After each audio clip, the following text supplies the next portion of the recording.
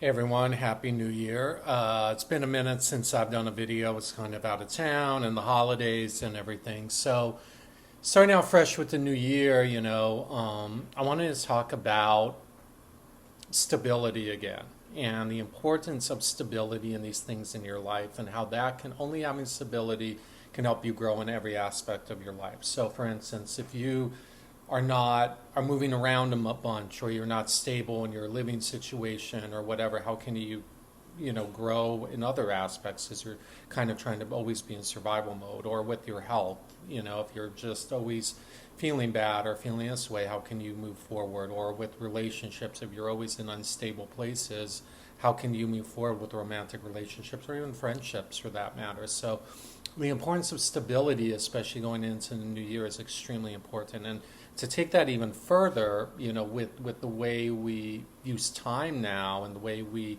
do everything, it's like we waste so much time now. We have these phones right here and we're always on the phone, like we're always doing these little things on the phone and think, oh no, it's not a big deal. 10 seconds there, 30 seconds there, and it all adds up. So, for you to create the stability and move forward and create success, we really you need to cut out everything else. Everything else. And, really like take a microscope to your life. Here we are, January now. It's already January 6th, we're already 6 days into the new year.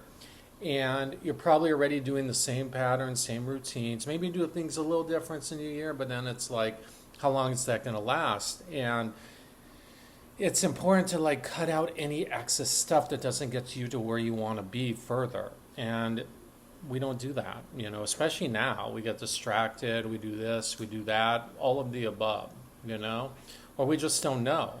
So creating this foundation stability and cutting out all the access is what's going to be the key to getting you to where you want to be. So something to think about. Don't forget to like, subscribe, and share.